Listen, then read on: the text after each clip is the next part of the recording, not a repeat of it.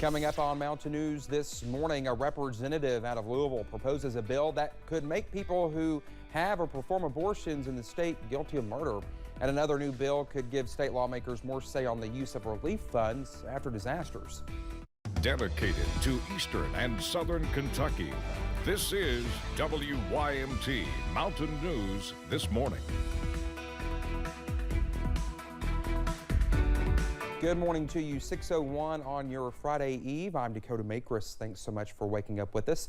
Let's head over to Brandon for a look at that forecast this morning. And man, that rain is still just coming down. Exactly. So there's multifaceted threats out there today. We have the heavy rain this morning, which could lead to some localized high water issues. We have storms this afternoon. It's just going to be one of those days you really need to keep an eye on your creeks and streams and stay weather aware.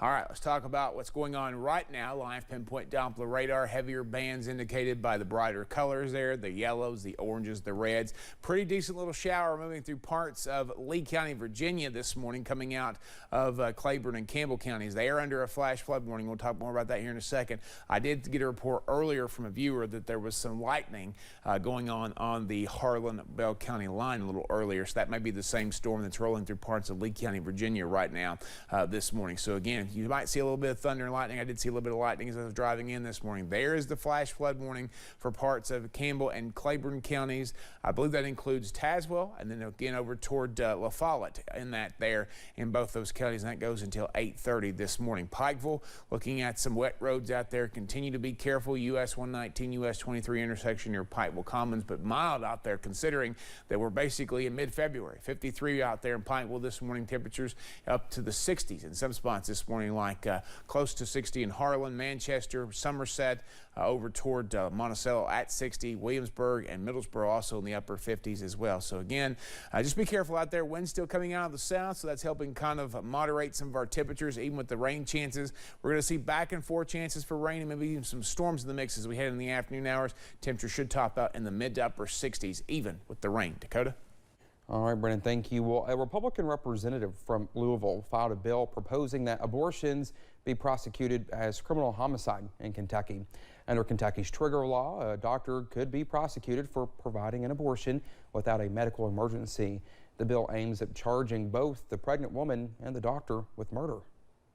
What this bill would do is it's going to repeal the fetal homicide law and replace it with just homicide, and which in certain circumstances, this can carry the death penalty.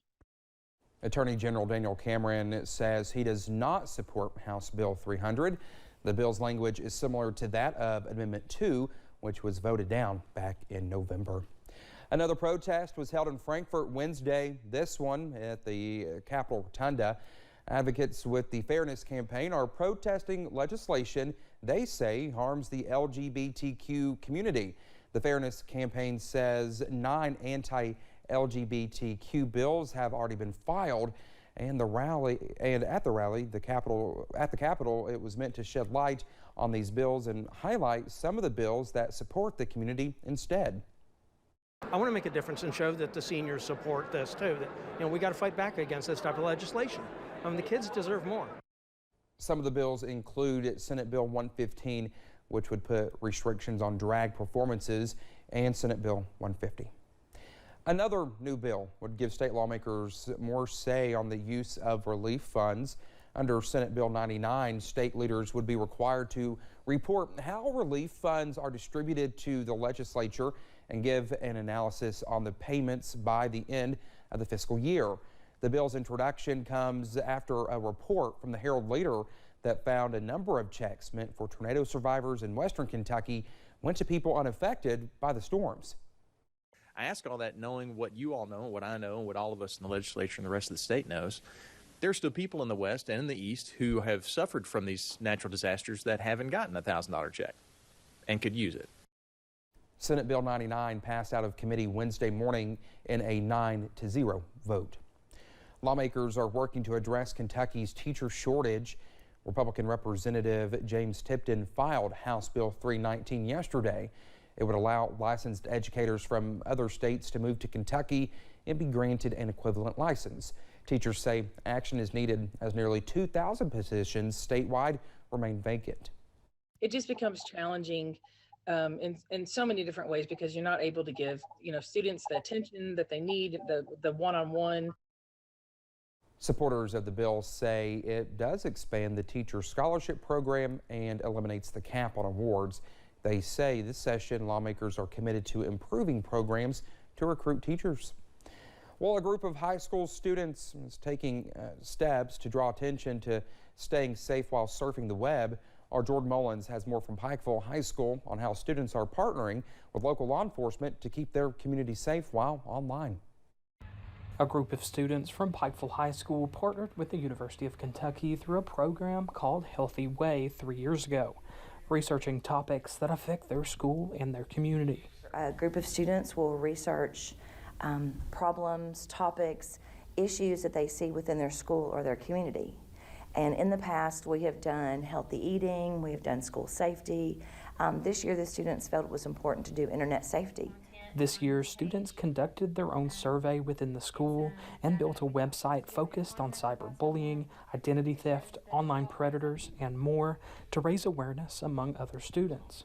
It is terrifying because you never know what's out there, and especially at that age, they don't comprehend that other people can be looking to do harmful things to them. And partnered with local law enforcement, such as the Kentucky State Police Cybercrimes Division, to teach folks how to surf the web safely. Our students are really paving the way for how to deal with the safety on the internet and the different apps and different social media platforms that they have to deal with on a daily basis. Is things that we've never had to experience before. Giving resources to those who have experienced dangerous situations online.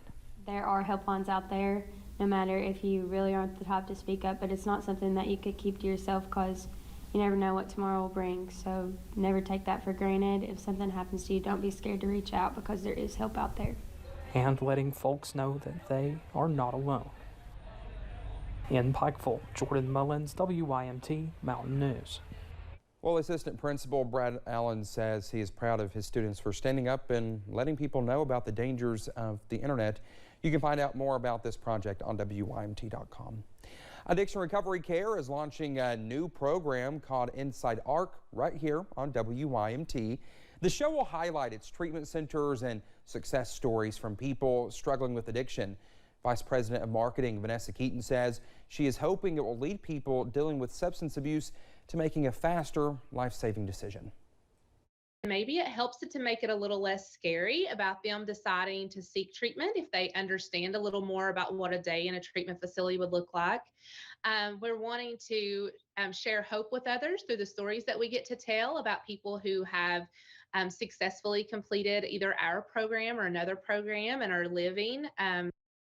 The show will air Thursday nights at 7 p.m. and Friday mornings at 10:30 a.m. right here on WYMT.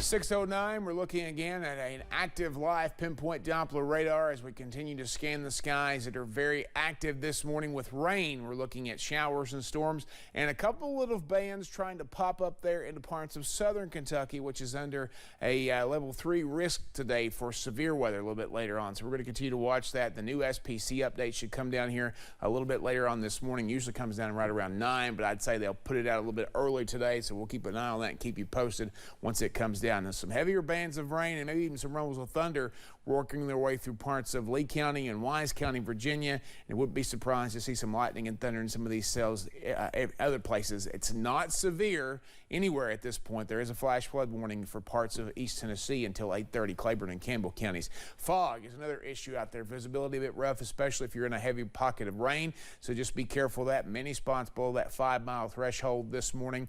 Temperatures still hanging on out there. A couple sensors went back to sleep, Irvin and Jonesville, but everybody else is in the 40s till all the way basically 60 degrees out there this morning. So again, the difference is about 9 degrees warmer in Wise and several degrees colder in some other spots this morning because it was a mild start to the day yesterday as well. Winds still coming out of the south there. We're keeping a very close eye on those this morning. We had a gust earlier, still going out there at Somerset of 16 miles per hour at the Lake Cumberland Regional Airport. So we're going to continue to watch all this for you and keep you posted, and we'll have the latest coming up here in just a few minutes. Dakota?